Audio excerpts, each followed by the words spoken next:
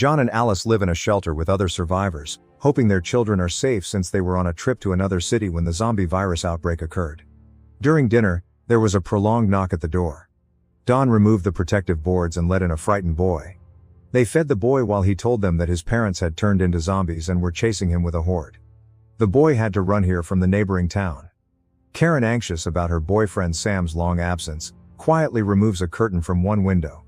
A moment later, a hand reached through the gap and grabbed her.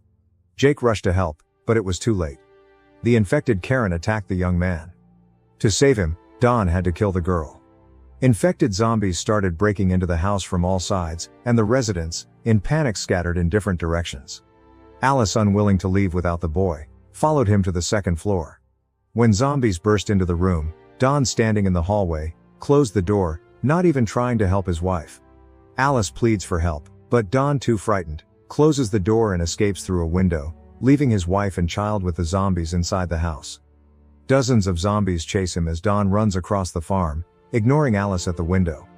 He managed to break through the crowd of infected. Eventually he reaches the river dock where Jacob tries to escape on a motorboat. Don climbs into the boat first to start the motor while Jacob finishes untying. As he tries to jump into the boat, he slips and falls into the water where he is bitten by zombies. Soon he transforms and tries to attack Don, who knocks him down and finally starts the motorboat to kill Jacob with the propeller blades, after which he safely sails away. 28 weeks later, the U.S. Army conducts reconstruction work in London. They secure the area district by district to settle survivors in a safe zone. All potential residents are brought to the airport, where they undergo thorough screening to prevent the virus from spreading further. After that, people are transported to the first residential area, Sector 1, which already houses 15,000 people. It is located on an island surrounded by a massive military presence. Teenagers Andy and his sister Tammy are among the newcomers. They smile at the thought of finally having a home. As they step off the train that delivers them to the safe zone, they see Don on the platform.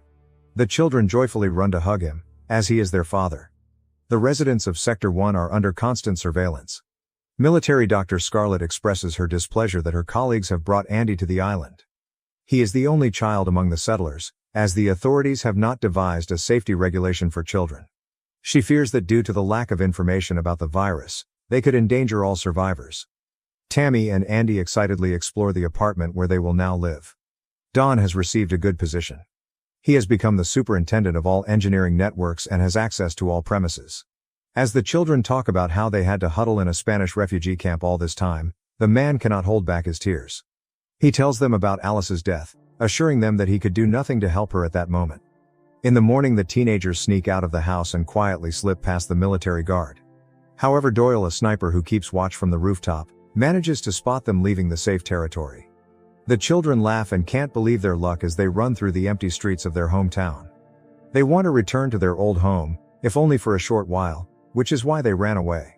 Opening the door, the brother and sister enter, while Tammy gathers her favorite things in her room. Andy looks into the living room, where he sees piles of open cans with rotten food and realizes that someone is living in the house. At that moment, Alice appears from around the corner. She looks very frightened, but realizing that her living and unharmed child is in front of her, she embraces him. At one point, the hugs become so strong that the boy starts screaming. Hearing him, Demi and her brother run out into the street, where the military is already waiting for them. A helicopter hovers over the house. After inspecting the house, the special forces take Alice to the quarantine area. The woman screams in anguish as she is washed off the dirt, and as she hears loud noises. Doctors are forced to tie her to a bed so that Dr. Scarlett can examine her. Alice does not respond to the girl's questions, even when she sees bite marks, and remains silent. Demi and Andy are also placed in quarantine. When Don comes to visit the children, Tammy lashes out at him, accusing him of deceiving them. The man tries to convince them that he saw with his own eyes how Alice was bitten. But the children no longer care. They are glad that their mother is alive, but at the same time, they are terribly hurt by their father. Meanwhile, Dr. Scarlett studies the woman's blood sample. She tells her boss, Officer Stone, that Alice is a carrier of the virus, and for some unknown reason, she is not affected by it. This can mean only one thing. She has a congenital immunity, and her blood is the key to a vaccine. Stone, concerned that the virus might flare up again, plans to kill Alice and then study her afterwards. Meanwhile, Don sneaks into his wife's room since he has access to all premises. He apologizes to her for his cowardice. In response, The woman only confesses her love to him and then kisses him on the lips.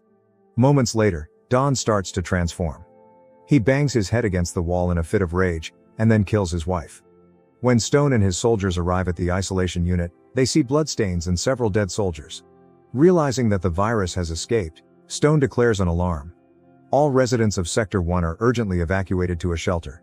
When Scarlett takes Tammy and Andy from quarantine, she tries to convince the military that these children should not go with the others, as their blood might hold the key to a vaccine, but the panicking crowd carries all three in different directions. At the bunker door where the boy ends up, someone starts breaking in, and he manages to see that it is his father. As incredible chaos breaks out in the room, Andy climbs into an air duct and sits there, covering his head with his hands.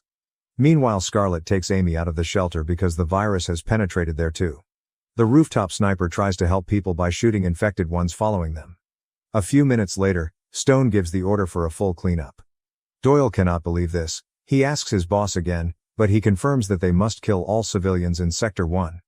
As the soldiers open fire, he sees Andy running and helplessly lowers his weapon. The young man, ignoring the order, descends to find the child. By chance, Andy had wandered into the building where Scarlett, Demi and a few other civilians were hiding. The doctor explains that the military has escalated to red alert, so they won't stop until everyone is killed. Doyle interrupts, confessing his intention to escape the danger zone and calling everyone to join him, as they only have one night. As dawn approaches, snipers will conduct a global cleanup. From his colleague, pilot Flynn, the sergeant learns that Sirius Aviation is already flying to the location, so those wanting to escape have very little time. He advises heading to the parking lot for urgent evacuation. During one of the dashes, Scarlett is caught under fire. She is wounded in the leg, so Doyle changes strategy, covering each one in turn until everyone crosses to the needed point. He manages to get Scarlett, Sam, Tammy and Andy out of the strike zone seconds before the entire sector blows up. The entire headquarters, led by Stone, silently watches the screens. They cannot believe their eyes that they had to kill 15,000 people. However, not all infected were destroyed. Several dozen people led by Don managed to break out of Sector 1. By dawn, Doyle brings the survivors to the designated place while he waits for news from Flynn. Scarlett explains that the blood of Tammy and Andy might have a component that could help develop a vaccine.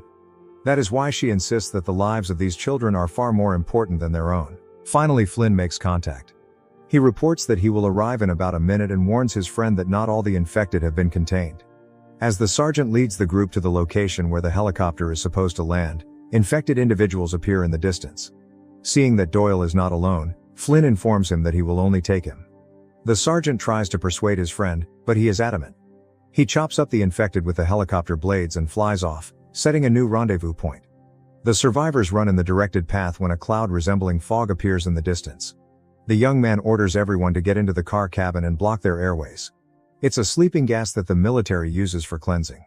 When all the infected fall to the ground, Doyle informs Scarlett where she needs to take the children, and he starts pushing the car to get it started. The last thing the girl sees is the burning body of Sergeant Doyle. The cleanup crew torched him along with the infected with a flamethrower. Reaching the intended building, the doctor leads the children through a dark tunnel. She uses a night vision device to guide them. At one point, Don attacks her. He brutally kills the woman. Then everything quiets down. Andy stares at his father as if mesmerized, and then the man lunges at his son and bites him. Tammy, without hesitation, shoots him and then approaches her brother. Together they emerge at the stadium, where Flynn is already waiting for them. He picks up the children and takes them across the ocean, unaware that in doing so he is transferring the virus to another continent. 28 days later, the whole world is subjected to a terrible infection, and the film ends.